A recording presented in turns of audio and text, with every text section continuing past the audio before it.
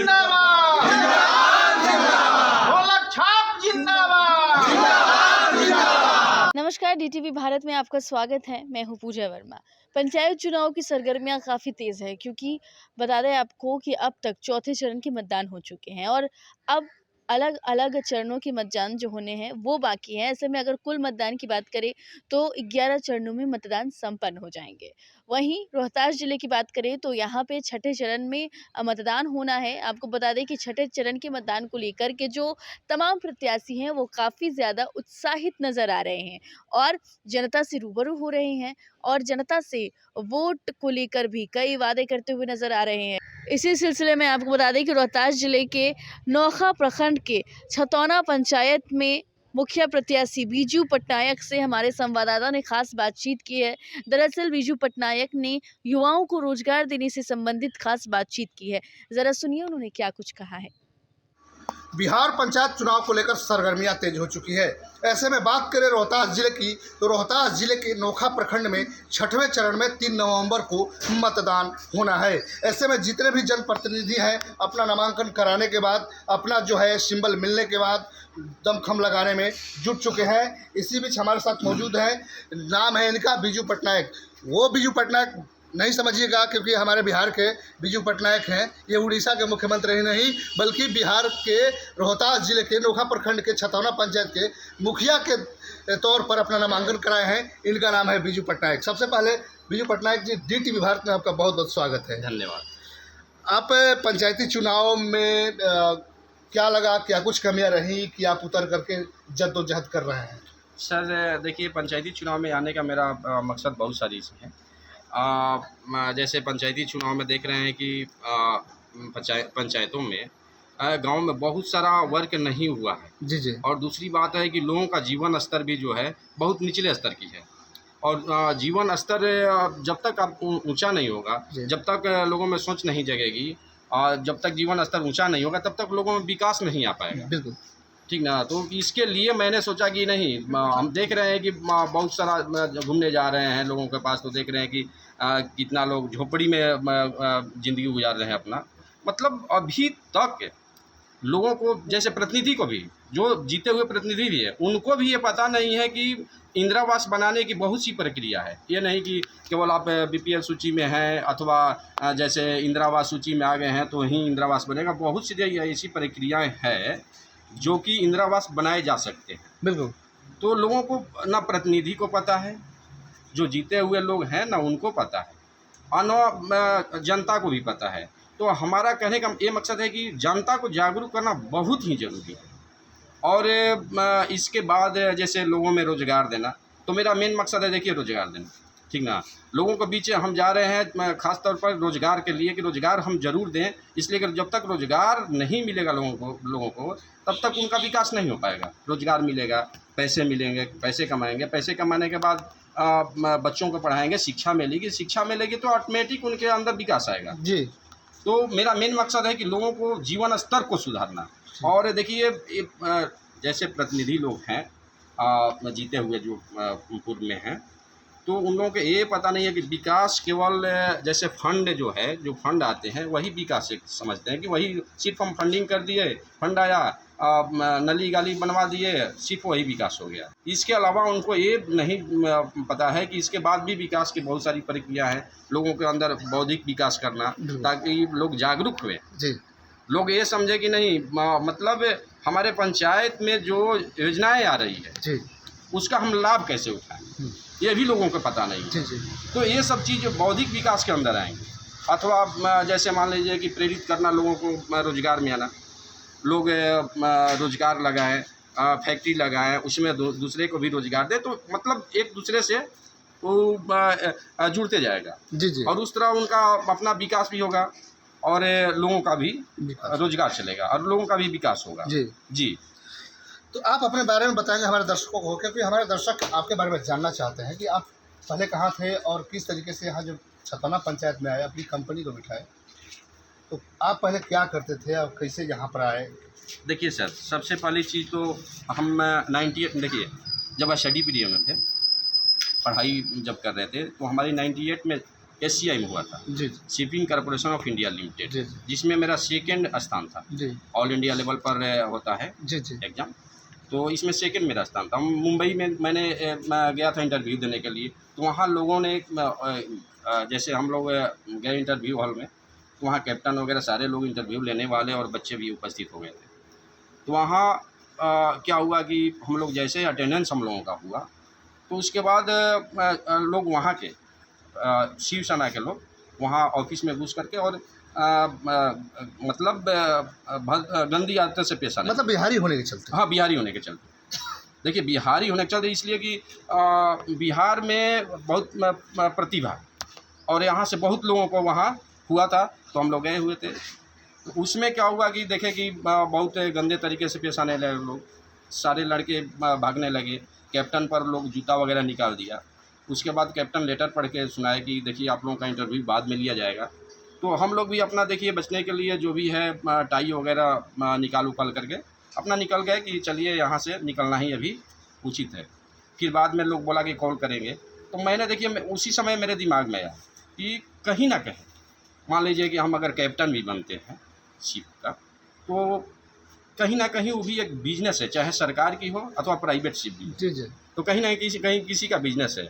जब बिजनेस में अगर वो हमको मंथली 10 लाख या 15 लाख महीना दे सकता है, तो कहीं ना कहीं हम देख रहे हैं कि हम क्यों नहीं, हम रोज़गार सिर्फ हम ही क्यों पाएँ। मेरे मन में आया कि नहीं, हम लोगों को रोज़गार देंगे। उसी समय माइंड मेकअप कर लिया मैंने और बिजनेस में आ गया। मतलब रोजगार का हब यहाँ भी बने पूरी तरीके जी से। जी, रोज़गार का हब बने। किसानों का जैसे देखिए हमारे यहाँ टमाटर की बहुत काफ़ी खेती होती है, तो इस सब के लिए मार्केट का उपलब्ध कराना। और उसके बाद देखिए इससे भी अगर हम मान लीजिए टोमेटो ले जाते हैं दूसरे जगह, उसका जी। सॉस लोग बनाता जी है, जी तो हम अपने यहाँ क्यों नहीं सॉस बनाएं? हमारे यहाँ प्रोडक्शन है, हम क्यों नहीं सॉस बनाएं? तो हमारे यहाँ से लोग ले जाकर कहीं ना कहीं जैसे होता क्या था कि पहले भारत का कच्चा माल विदेशों में जाता था, अब विदेशों से वहाँ बना करके पक्का माल आता था। तो ये क्या है, ये बीच के कॉस्टिंग है। लाभ कौन कमाता था? विदेशी लोग विदेशी लोग। और बिचौलिए लोग यही ना कमाते जी थे। जी तो मेरा कहने का मतलब है कि डायरेक्टली नहीं, हमारे यहाँ किसान टमाटर की खेती कर रहे हैं, तो हमारे यहाँ ही क्यों नहीं ऐसी उपलब्धता हो, ऐसी व्यवस्था हो कि यहाँ के किसान यहीं सारे चीज़ कर करके मार्केट में सस्ता जाए। तो उससे क्या होगा कि लोगों को भी लाभ मिलेगा और किसानों का भी फायदा होगा। ये सब सारी व्यवस्थाएं हैं सर। तो इस सब को सुधारना बहुत ज़रूरी है, इसलिए कि किसान से लेकर मजदूर से लेकर के बच्चों का भविष्य भी जो है, देखिए आज के टाइम में बच्चों के भविष्य पर नज़र रखना बहुत ज़रूरी है। जैसे हम तो कहते हैं गार्जियन से लोग से कहते हैं कि देखिए आप लोगों का तो भविष्य मतलब लास्ट सीमा पर, लास्ट में। लेकिन आज के भविष्य बच्चों पर है। तब बच्चों पर हम कैसे काम करें? आप मजदूरी कर लीजिए लेकिन बच्चों को पढ़ाइए, जी और बच्चों को पढ़ाएंगे तो उसके अंदर ज्ञान, अगर शिक्षा मिलेगी तो उसके अंदर सोच जरूर बढ़ेगा, बिल्कुल। और सोच बढ़ेगा तो ज़रूर चाहेगा कि हम कुछ ना कुछ ऐसा चीज़ करें जो कि हमारा जीवन स्तर सुधर जाए। शिक्षा एक बड़ी समस्या रही है हमारे बिहार की। अगर बात कर ले सरकारी विद्यालय के हम जिक्र कर रहे हैं, आधुनिक शिक्षा से बच्चे महरूम हैं। कई जो संपन्न लोग होते हैं अपने बच्चे को प्राइवेट विद्यालयों में भेज देते हैं, यानी सरकारी विद्यालयों में जो आधुनिक शिक्षा नहीं मिल पाता है, ऐसे में वंचित हो जाते हैं गरीब के बच्चे। आप यदि जीतेंगे तो वंचितों और गरीबों के लिए क्या कुछ करेंगे शिक्षा के क्षेत्र में? देखिए सर, आप भी मेरे यहाँ आए हैं तो आप ज़रूर सोच रहे होंगे कि हमारे बच्चे जो हैं प्राइवेट स्कूल में हम पढ़ा रहे होंगे। आपकी मन में है कि नहीं है, ये बताइए। बिल्कुल ऐसी है ना? जी लेकिन हमारा जो बेटा है, एक ही बेटा है और एक ही बच्चा है, हम सरकारी स्कूल में पढ़ाते हैं। जी हम सरकारी स्कूल में पढ़ाते हैं अपने बच्चों को। आपके भी मन में होगी कि पटनायक जी यहाँ रोजगार लगाए हैं, पैसा कमाते होंगे, तो ज़रूर कहीं ना कहीं इनका बच्चा जो है किसी ऐसे स्कूल में होगा जो प्राइवेट स्कूल में होगा, जहाँ व्यवस्थाएं बहुत काफ़ी होगी। जी जी ये व्यवस्था इसलिए है सर कि हम इस पर ये बताना चाहेंगे कि जब तक से विकास हुआ वैसे वैसे लोगों को अंदर रोजगार बांटते गए। तो देखिए सर, बहुत स्ट्रगल है इसमें। और देखिए हम जैसे देखिए बिजनेस जो है अभी गाँव में की है, अपने गाँव में फैक्ट्री लगाए हैं। हम ये फैक्ट्री सासाराम में भी लगा सकते थे, कहीं शहर में भी लगा सकते, और मेरा व्यवस्था ये भी है। किस चीज़ की फैक्ट्री है सर, बताना चाहिए। देखिए मेरे यहाँ टंकी की फैक्ट्री है, प्लास्टिक वाटर टैंक बनता है और पाइप बनता है और कराकट बनता है। जी जी। तो मेरी ऐसे 5 फैक्ट्रियाँ हैं। तो मेरा कहने का मतलब कि ये शहर में भी लगा सर, लेकिन मेरी सोच है कि हम देहात से शहर की ओर भागते हैं, लेकिन मेरी सोच है कि नहीं, शहर को ही हम देहात में लाएं। जी जी। आज मेरे यहाँ व्यवस्था है, लोग आते हैं, बिजनेस है, लोग पार्टी वगैरह शौक से आते हैं, शौक से आते हैं और देखते हैं, तो लोगों के अंदर ऐसी जागरूकता बनती है कि नहीं, हम देहात में भी कुछ कर सकते हैं। ऐसा नहीं कि हम शहर में ही जा कर के वहाँ बस करके वहाँ रोजगार किया जा सकता है, ऐसा कुछ नहीं है। मेरे हमसे प्रेरित होकर के यहाँ हमारे लगभग रोहतास जिले में लगभग 60 फैक्ट्रियाँ लग चुकी है। ये क्या है? एक प्रेरणा है। प्रेरणा। हमको बस युवाओं को प्रेरणा देना है। कहीं ना कहीं जिस तरीके से आपके साथ वहाँ जो घटना घटी और मजदूरों का जो पलायन है जारी है अन्य प्रदेशों में, तो कहीं ना कहीं ये जो अपने ज़िले में ही, अपने क्षेत्र में ही आप जैसे युवा जो है रोजगार देने की बातें कर रहे हैं। देखिए यही तो सबसे बड़ी चीज़ है सर, कि अपने क्षेत्र के युवाओं को देना। और देखिए हम जैसे फैक्ट्री अपने गांव में लगाए, तो जितना लाभान्वित लोग हैं जी जी। तो हमारे क्षेत्र के ही लोग हैं। देखिए एक बार मैंने कुछ लड़के एमपी से आए थे, जी जी। तो हमको उस समय बड़ी खुशी हुई थी कि कहीं ना कहीं हमारा बिहार एक ऐसे रास्ते पर चल चुका है कि हम लोग जाते हैं, पलायन करते हैं दूसरे स्टेट में, जी जी। और वहाँ के लोग आकर हमारे यहाँ काम कर रहे हैं। तो बड़ी खुशी हुई थी कि कहीं ना कहीं ये मैसेज जाना चाहिए लोगों में कि नहीं, हम रोजगार को लगाएं और अपने यहाँ भी कमाएं और लोगों को दूसरे जगह से भी लोग पलायन करके हमारे यहाँ कमाने के जी लिए। जी। लेकिन अपने बिहार का प्रसिद्ध है, जी बिल्कुल। तो कहने का मतलब है कि शेयर करेगा तो मित्रता बढ़ेगी, तो उसके यहाँ जाएगा तो समझेगा। अगर मान लीजिए कि अच्छा ये बताइए, जो जैसे डीएम हो गए जी या इस तरह के पदाधिकारी हुए, क्या समझाया सर्विस कमीशन में, क्या समझाया जाता है कि लोगों को बीच जाएंगे, कैसे जीवन स्तर में क्या देखेंगे, कैसे गरीबी हो, हाँ इसको दूर करने के लिए क्या क्या आप वर्क करेंगे, यही ना समझाएंगे। जिनके पाँव ना फटे भाई वो क्या जाने पीर पर आई। सही बात, एकदम बिल्कुल सही बात है। जी जी। बिल्कुल सही बात है। तो कहने का मेरा मकसद है कि जब तक वो नहीं समझेंगे कि लोगों के बीच किस तरह से लोग जीते हैं, गरीब के बच्चे कैसे रहते हैं, वो लोग कैसे रहते हैं, रात उनकी कैसे गुजरती है, बरसातों में कैसे गुजरती है, कहीं भूखे रह के रहना पड़ता है, तब तक उनके अंदर सर्विस कमीशन कितना ही कर ले वो विकास नहीं कर पाएगा। अफसर जो पदाधिकारी हैं, सर्विस कमीशन पढ़ लिख के बन कर जाए, ठीक ना, वो विकास नहीं कर सकते जब तक कि निचले स्तर के लोगों की भावनाओं को नहीं जानेंगे, उनके अंदर की नहीं जानेंगे कि क्या है, कैसे है। मतलब जमीनी स्तर से इस मामले को देखना होगा। जी जमीनी तो स्तर आप से जैसे युवा इस बात को सोचते हैं, लेकिन मुखिया लोगों का जो विकास की जो योजनाएं आती है, नली गली को लेकर आती है, कहीं ऐसा भी भविष्य में हो सकता है क्या कि शिक्षा के भी क्षेत्र में इस तरह की बातें सरकार तक पहुँचे और क्रियान्वयन हो। सही बात है सर। देखिए जहाँ तक सर जैसे प्रतिनिधि लोगों की बात है, नाली गली की बात है, तो यही हम आज तक देखते आए हैं कि लोगों को यही सोच है कि कितना फंड आया हो, कितना अभी फंड आया है हमारे यहाँ, बस उसी पर नज़र रहती है। हम जिक्र कर रहे हैं शौचालय तो बन गया, लेकिन आज भी लोग सड़कों पर जो है बिल्कुल बात आपका सही है। ये एक चीज़ क्या है, बौद्धिक विकास करना, लोगों के अंदर जागरूकता करना। आपने शुरू में भी जिक्र किया कि मतलब शिक्षा होगा तभी लोगों में विकास होगा। आप कितना हो सर, मेरे यहाँ आप ला के आप पैखाना बना दीजिए, जो भी बना दीजिए, जब तक हमारे अंदर ये जागरूकता नहीं आएगी कि नहीं हम नहीं जाएंगे, बाहर जाना गंदी चीज़ है, रोड पर गंदगी दिखेगा, लोग आएंगे जाएंगे तो क्या कहेंगे, जब तक मेरे अंदर भावना नहीं जगेगी तब तक हम इस चीज़ को हम नहीं बता सकते हैं। जो राजनीति में है, जो जैसे मान लीजिए कि चाहे मुख्यमंत्री ही क्यों ना हो, चाहे प्रधानमंत्री क्यों ना हो, जब तक ऐसी व्यवस्थाएं नहीं लगेगी कि उनके बच्चे सरकारी स्कूल में ही पढ़ेंगे, तब तक ये व्यवस्था सुधरने वाली नहीं है। इसलिए कि सरकारी स्कूल सिर्फ गरीब के बच्चों के लिए ही रह गया। सरकारी स्कूल ऐसे दृष्टि से देखा जा रहा है आज के टाइम में कि सिर्फ गरीब के बच्चों के, और जब तक देखिए अधिकारी के बच्चे उसमें आएंगे, एडमिशन कराएंगे, सुनिश्चित करना चाहिए सरकार को कि नहीं, हर पदाधिकारी का बच्चा सरकारी स्कूल में पढ़ना अनिवार्य है। और उसमें क्या होगा कि जब लोग अपने बच्चों को सरकारी स्कूल में एडमिशन कराएंगे तो ऑटोमेटिक वहाँ आप चाहेंगे कि हमारे बच्चे अच्छी शिक्षा प्राप्त करें, और अच्छी शिक्षा प्राप्त करें तो उसमें होगा क्या कि व्यवस्था करेंगे कि नहीं, उस पर नज़र रहेगी कि अच्छे टीचर रहें, अच्छी व्यवस्था रहे।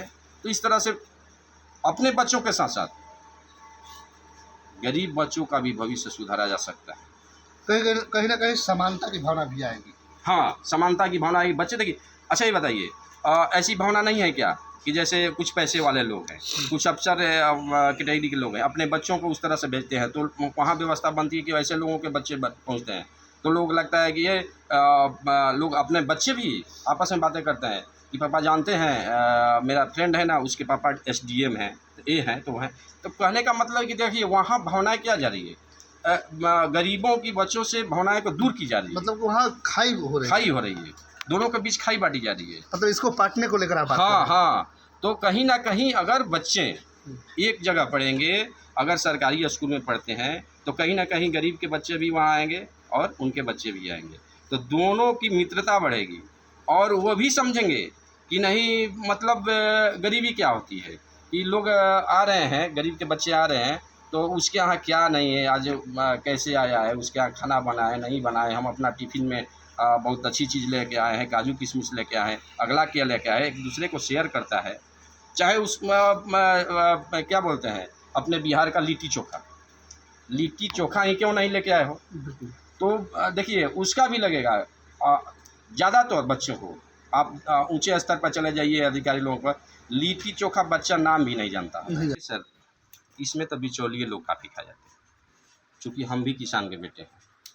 हम किसान के बेटे रहते हुए ये सारी चीज़ें को अनुभव किया है कि कहाँ से हमको इसमें किसानों में सुधार लाया जाए। जी, जी। जैसे मान लीजिए कि हम यहाँ चल रहा है 1800 का पैक्स में लेने का धान, यहाँ क्या करता है कि यहाँ आपको 1400 का लेगा।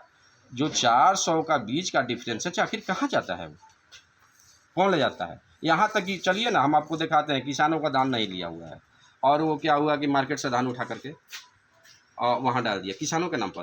कहीं ना कहीं किसानों की भी इसमें गलती है। अगर हम खेत वाले हैं तो हम अपना पेपर दे दिए, धान हम नहीं दिए, धान खेत तो दे दिए हैं पट्टा पर। जी, कोई किसान है, अगर खेतिहर है तो खेत तो दे दिया है पट्टा पर, खेती तो कर नहीं रहा है, कहीं ना कहीं कोई गरीब खेती कर रहा है और अपना पेपर दे दिया किसको, बिचौलिए को। इसलिए कि पेपर पर मार्केट से धान उठाकर, किसान का धान कम रेट में मार्केट में गया, चूँकि डायरेक्ट तो वो लेगा नहीं, उठा नहीं रहा है और वो मार्केट में गया, मार्केट से फिर वो उठा करके वो अपना व्यवस्था बनाया, पेपर पर वर्क हो गए, हम किसानों के खाते में आ गए। और किसान भाई भी ऐसे लोग हैं भोले भाले कि 10-20 रुपया पर कि 10 रुपया दे देंगे क्विंटल पर, 20 रुपया दे देंगे, उस पर क्या करते हैं कि लोग मतलब उस पर अपने अकाउंट से पैसे भी निकालते हैं। कहीं ना कहीं माल रखने की भी व्यवस्था अभी किसानों के पास नहीं है, लेकिन आप यदि जीतते हैं तो किसानों के लिए किस तरीके से करें? देखिए सर, अच्छा ये बताइए, मेरा बच्चा, हम किसान हैं, मेरा बच्चा आज बीमार है, हमको पैसे की ज़रूरत है। किसान के फसल पकने के पहले वो तो कहीं ना कहीं कर्ज ले चुका है जी। तो ये बताइए कि वो काटा तो किसको दिया, फिर उसको देना पड़ेगा, कहाँ से आखिर लाएगा? तो कहीं ना कहीं जो गांव देहात के लोग हैं जो खरीदते हैं जी। उससे पैसा लेगा, अड़तिये को नहीं तो फिर उसको सूद पर ब्याज पर लेना पड़ेगा। तो देखिए मेरी व्यवस्था क्या है किसानों के ऊपर होते, जहाँ देखिए आप पता कर सकते हैं, कहीं जो बाहर में जो गंदगी होती है, अमूमन कई बीमारियों का घर होता है, कई लोग ग्रसित हो जाते हैं। इस बात को लोग नहीं समझ पाते हैं, लेकिन शिक्षित लोग जो हैं इस बात को समझते हैं। लेकिन आपने जिक्र किया कि शिक्षा बहुत ज़रूरी है, तो शिक्षा के क्षेत्र में जो हमने बात आपसे सवाल किया कि आधुनिक शिक्षा को लेकर के जो आप बात कर रहे हैं, अगर आपके जैसा जनप्रतिनिधि सोचने लगे तो सरकार को कहीं ना कहीं इस पर अमल भी करना होगा। आगे क्या आप जनता से अपील करेंगे और क्या कहना चाहेंगे? हम तो जनता से यही कहेंगे कि आपके बीच हम आए हैं और आप हमें सपोर्ट कीजिए।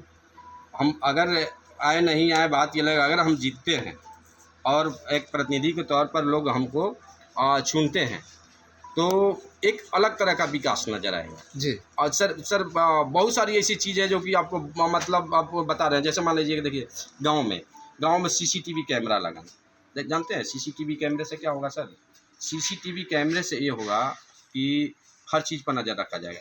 जैसे मान लीजिए कि आप देख रहे हैं कि बिहार में शराबबंदी है, शराबबंदी, तो अगर लोग क्रॉस कर रहे हैं, अगर कोई ऐसा व्यक्ति जो शराब लेकर क्रॉस कर रहा है, ऑनलाइन रहेगा, उसको अगर सीसीटीवी रखिए तो ऑनलाइन रखिए, ऑनलाइन डायरेक्ट थाना से भी संपर्क रखिए, उसको कनेक्टेड रखिए। सारे चीज़ ऑनलाइन मोबाइल पर तो चलते हैं, सीसीटीवी तो मोबाइल पर चलते हैं। जी जी, अब ऑनलाइन रखिए। मतलब कई तरह से आपराधिक घटनाओं पर भी लगाम लगाया जा सकता है। हाँ, आपराधिक घटनाओं पर लगाम लगाया जा सकता है। जैसे बहुत सारी योजना है, सीसीटीवी आपको बता दिए, अथवा हर गाँव में एक वाईफाई, उसके बाद एक न्यूज़ के लिए जैसे चौपाल होता है, लोग बैठे हुए हैं, वहाँ न्यूज़ कैसे ब्लॉक का पहुँचेगा, पंचायतों में क्या हो रहा है, गांव में क्या हो रहा है, तो जैसे बैठे हुए हैं ऑटोमेटिक क्या हुआ कि एक टाइम होता है। जी जी, एक टाइम होता है न्यूज़ का जी, और एक न्यूज़ रूम रहेगा, वहाँ से सारे न्यूज़ पूरे पंचायत से लेकर रोहतास जिले तक सारे ब्लॉक के, जैसे कोई क्या अभी वर्क आया है ब्लॉक में, लोगों के बीच उसको कैसे पहुंचाया मतलब जाए। रूबरू होंगे सरकारी योजनाओं से लोग। सारी योजनाओं से रूबरू होंगे और जानेंगे कि नहीं ये चीज़ अभी योजनाएं चल रही है, उसका हम लाभ उठाएं। मतलब सूचना के क्षेत्र में भी आप इस तरीके से जो बात। जी जी जी जी जी। अब बात कर लेंगे यहाँ पर, चूँकि रोहतास जिला है, धान का कटोरा कहा जाता है, किसानों की स्थितियाँ ठीक नहीं मानी जाएगी, क्योंकि जो MSP पर जो उचित मूल्य मिलना चाहिए, इसको आप कैसे देखते हैं? हम लोग लाभ उठाएं उसका। जी जी, हम ये ऐलान किए थे आज के लगभग, हमको लग रहा है कि 10 साल 15 साल हो गया होगा। हम ऐलान किए थे कि जो भी भूमिहीन व्यक्ति है उसके परिवार के अनुसार, चाहे 2 व्यक्ति है या 4 व्यक्ति है, तो परिवार के अनुसार उसको हम खेत से लेकर के खेती करने तक का मुहैया करवाएंगे व्यवस्था। जी, जैसे मान लीजिए कि कोई लागत खर्च। हाँ, लागत खर्च। जैसे खेत 1 बीघा उसको खेत लेना है, पट्टे पर किसी से दिलवाएंगे, उसका पैसा हम देते हैं। जी जी, उसके बाद बीज का, ये सारी चीज़ें खाद का सारा चीज़ उपलब्ध कराते हैं।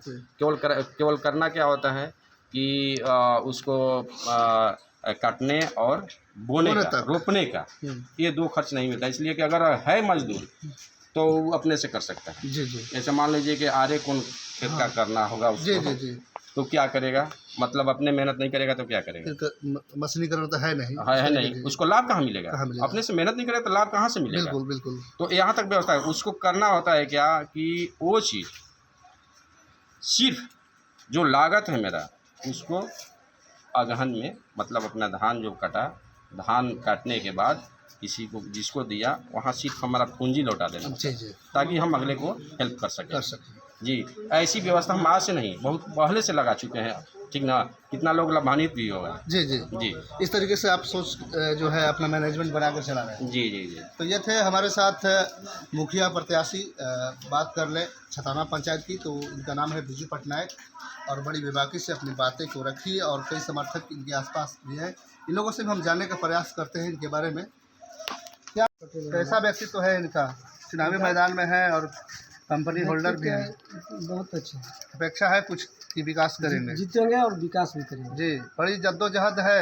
हाँ, और ये पार्टी भी बदल गई है पंचायती चुनाव में। ना पूरा जीतेंगे, एकदम जीतेंगे। जीतेंगे। आप नाम बताएंगे अपना? संजय कुमार पटेल नाम है। कई लोगों को रोजगार मुहैया कराते हैं ये? हाँ, कराइए करते हैं। देखिए अभी इसमें 550 परिवार का कम से कम जीविका चलता है इसमें। मतलब कि 50 परिवारों को जो है। हाँ, 50 परिवार का। जी, आगे भी उम्मीद है कुछ करेंगे?